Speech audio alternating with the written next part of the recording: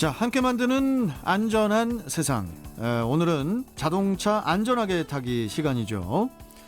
그동안 내가 타는 자동차여도 이건 진짜 모르겠다 하는 자동차에 대한 각종 궁금한 점들 많으셨을 텐데 오늘 자동차 안전하게 타기 시간에서 이런 궁금증들 명쾌하게 풀어드리겠습니다. 자동차 무엇이든 물어보세요. 한국폴리텍대학 자동차학과 교수 겸 애니카랜드 문학점 대표 고동원 명장 스튜디오에 나와주셨습니다. 자, 고 명장님 어서 오십시오. 네, 안녕하세요. 반갑습니다. 예. 명장님 아침 일찍 또 절에 다녀오셨다고 하시던데. 운동하러 왔습니다. 운동에 다녔습니까? 예. 알겠습니다. 자, 오늘도 질문이 되게 많아서 명장님 바로 본론으로 질문으로 들어가 보도록 하겠습니다. 예. 자, 연안부두 아가씨라는 닉네임을 가지고 계신 분이세요. 명장님 유튜브 보고 걱정이 있어서 문자 드려봅니다. 제가 이번에 새 차를 뽑을 예정인데 연안 부둣가 근처에 살고 있거든요. 그런데 정말 바닷가 근처의 차들은 부식이 심하나요?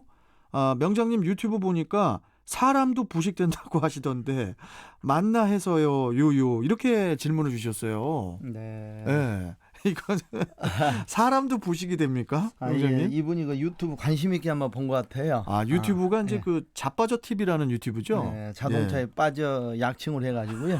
그래서 아마 거기에 이제 그런 내용이 있습니다. 이제 사람도 해풍에 썩는다 그런 이야기가 있는데요. 예.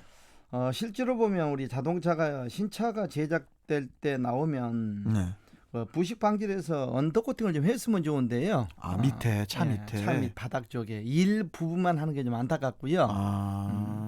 그래서 이제 특히 이제 어떤 해풍이라든지 이제 우리가 겨울철 되면 염화칼슘 뿌리잖아요. 이제 그렇죠. 어떤 눈길에는요. 염화칼슘이 또 바퀴 굴러가면서 그쵸. 안에 또 튀잖아요. 예, 차체 바디 쪽에 이제 어떤 것 묻게 되면 운전자들이 바로 이제 그 세차를 해야 되는데 세차를 하지 않습니다. 이러다 맞아요. 보니까 이제 어떤 그 염화칼슘으로 인해서 또는 바닷가 인근에 사시는 어떤 그 분들은 해풍 때문에요. 차량들이 부식이 되거든요. 사실은요. 영향이 크다고 보면 되겠죠. 그러면은 어떻게 뭐 언더코팅 같은 걸 좀 해야 됩니까? 아니면 세차를 자주 해야 됩니까? 어떻게? 뭐 언더코팅을 하려면 세차를 자주 해야 될 것 같고요. 그다음에 해풍에 있을 때는 뭐 세차하고 상관없는 것 같고. 그래서 실제로 차량을 보호하기 위해서는 언더코팅을 해주는 게요. 가장 안정적이라고 볼 수 있겠습니다. 알겠습니다. 우리 연안부두 아가씨 새 차 뽑으시면은 바로 좀 시간 나실 때 새 차니까 더 이게 언더코팅 한번 해주시는 것도 언더코팅 하면은 명장님 그게 좀 오래 갑니까? 뭐 영구적이라고 봐야 되겠죠. 영구적이에요? 예. 한번 하시는 게 좋을 것 같네요. 그렇죠. 연안부두 아가씨. 자, 그리고 7112님께서 주신 질문입니다. 티볼리 2016년형 배기량 1600cc 럭셔리 차량 몰고 있는데요. 언젠가부터 에어컨만 켜면 언덕을 올라가기가 너무 힘들다는 게 느껴집니다. 짐이 있으면은 아예 올라가기가 버겁습니다. 어이가 없어서요. 도대체 갑자기 원인이 뭘까요? 이런 질문이거든요. 예. 실제로 우리가 에어컨을 켜지 않고 운행한 상태와 에어컨을 켜고 운행한 상태에 따라서는 좀 다르거든요. 엔진 부하가요. 그래서 에어컨을 켜면 그만큼 힘이 들기 때문에 연료도 이제 많이 이제 어떤 거 소비가 될 거고요. 그래서 에어컨을 켜게 되면 어떤 힘이 딸린다 하고 얘기했는데요. 티볼리 0.6이면 배기량이 좀 작습니다. 배기량 때문에 언덕 그쵸. 올라가기가 버거운 건가요? 예, 영향을 좀 받겠죠, 그 자체가요. 거기다 짐을 좀 더 실게 되면 이제 가중돼서 이제 영향을 받을 수밖에 없는 부분이고요. 뭐 근데 통상적으로 이제 뭐 일반 평탄도로에서는 평균상 괜찮은데 언덕 올라갔을 때 이제 문제는 대부분 일어나는 차등이 좀 그렇고요.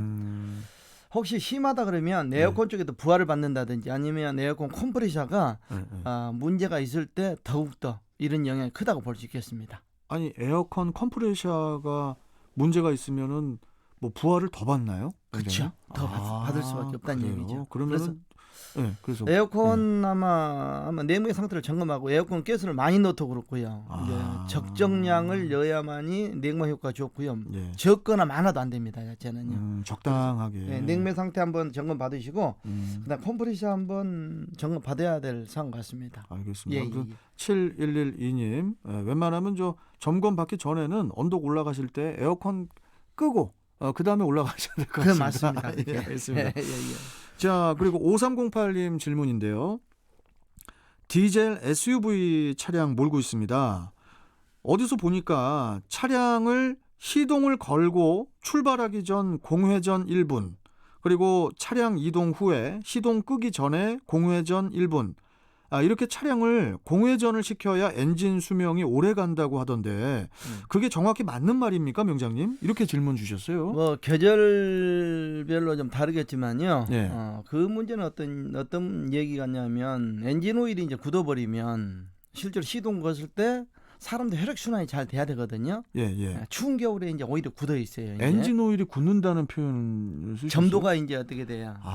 점도가 네. 이렇게 또 찐덕찐덕해집니까? 그렇죠. 시동을 걸면 이제 오일이 순환이 이제 각 라인부로 공급이 돼야 되는데 겨울에 추우면 어떻게 굳잖아요, 그 자체가. 그래서 공급이 늦다는 얘기지요. 이름으로 인해서 자동차에 미치는 영향은 분명히 있을 것이고요. 아마 겨울차 같은 경우는 특히 이제 공회전을 시키는 게 맞고요. 겨울차는 지금 계절 같은 경우는 상관이 없습니다. 지금은 상관없어요. 그렇죠. 예. 바로 이제 뭐 오일에 어떤 큰 영향을 받지 않을 것 같고, 그다음에 이제 어떤 시동 끌 때 뭐 1분 정도 있어야 된다는 것은 이제 터보 차량. 터보? 네, 터보가 뭐 장착된 차량들. 디젤 차량들 그렇죠. 말씀하시는 거예요? 뭐 가솔린도 터보가 있고 디젤도 터보가 있습니다만은 네. 예를 들면 고속도로를 주행하다가 이제 휴게소를 들어가잖아요. 예. 그때 대부분 운전자 시동을 바로 꺼버립니다, 그 자체가요. 그때는 터보는 어떻게 돼요? 실제로 어떤 그 관성에서 현재 시동을 끄더라도 계속 돌고 있거든요. 그러다 보니까 어떻게 돼? 오일 공급이 안 되면 터보가 손상이 갈 수 있다는 얘기죠. 그 터보 차량들은 그냥 필수적으로 저기 이제 딱 도착하면은 거기서 한 1분 정도는 공회전 하셔야겠네. 대략 한 30초 정도. 30초 정도요? 예, 시동 끄고 이제 공회전 상태에서 네. 한 30초 정도 있다가 시동 끄는 게 바람직하다고 보면 되겠습니다. 알겠습니다. 예. 되게 또 중요한 또 말씀을 해주셨고 5308님 참고해 주시고, 자, 그리고 지금 분이맘님께서 에어컨에서 뜨거운 바람만 나와가지고요, 명장님. 네. 어제 컴프레셔 갈았어요. 이렇게 문자 주셨습니다. 컴프레셔를 갈면 뜨거운 바람이 이렇게 고쳐지나 봐요, 그게? 아니죠. 그게 아닙니까? 네. 실제로 어떤 그 시스템을 정확하게 이제 진단해서 이제 정비를 해야 되는데 컴프레셔를 바꿨다는 컴프레셔가 이제 어떤 문제가 있었기 때문에 바꿨겠지요. 그런데 실제로 어떤 냉매가 부족하거나 아마 냉매가 부족 어디 다른 부분에 새은 것 같습니다. 이 차량 같은 경우는. 그렇죠. 그래서 냉매 충분히 있어야 되는데 부족하다 보니까 정상적으로 냉방 시스템 작동 안 하는 걸로 현재 볼 수 있겠습니다. 알겠습니다. 네. 자, 그리고 정은통신원께서 이런 질문 주셨어요. 2010년식 그랜드 카니발 인젝터 교환을 하려면은 전체 교환을 해야 됩니까? 이렇게 질문을 주셨거든요. 예. 2010년식 그랜드 카니발 인젝터 교환을 하려고 하는데 인젝터를 전체 교환을 해야 되는지 이걸 여쭤보셨네요. 뭐 어차피 이제 인젝터의 어떤 문제는 어차피 인젝터를 탈거해서 측정 장비에다 테스트를 해야 되거든요. 하나하나 다요? 그렇죠. 그때 테스트를 해서 나쁘면 나쁜 걸 교체를 하든지 하는 부분이고요. 뭐 실제 전체 교환한다는 건 좀 대부분 이제 뭐 운전자들이 아니면 정비사들이 이제 보통 전체 교환을 많이 전체 하지 교환을 많이 않습니까? 하는 편이죠. 편인데요. 실제로 뭐 측정 장비에 물려 가지고 정상 작동하는지 안 하는지 안 할 때는 실제로 안 한 부분만 문제 있는 건 교체해도 상관없습니다. 특정 장비가 다 카센터마다 다 구비가 돼 있나요? 뭐 인젝터 이제 측정 장비라 가지고 거의 이제 있는 데만 있고요. 제가 이 말씀 왜 드리냐면은 저는 그 고동원 명장님을 많이 알잖아요.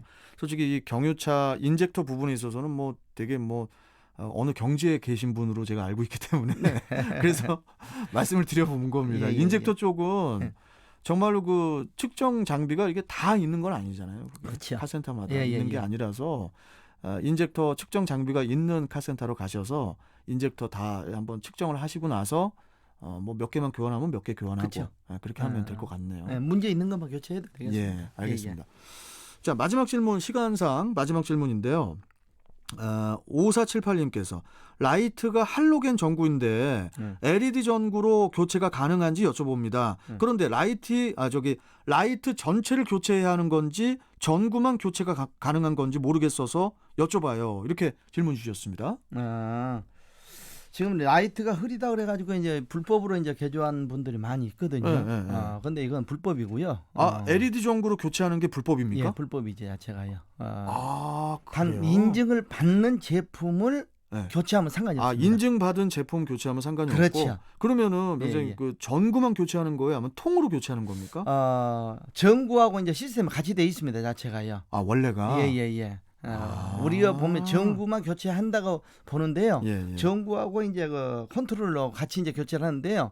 어셈블러 교체하지는 않습니다, 자체가. 어셈블러는. 예, 그래서 뭐 이런 경우 같은 경우는 인증된 제품 실제로 시중 현재 많이 판매가 되고 있고요. 예. 실제로 어떤 QR 코드를 통해서 등록을 하고, 예. 그 다음에 실제로 이게 장착된 교체했던 그런 제품이라면 등록 중에다 이제 그 자체 인증mark을 또 붙이게 돼 있습니다. 자체가. 그런 게 또 좀 약간 절차가 좀 복잡하네요. 복잡하지는 않고요.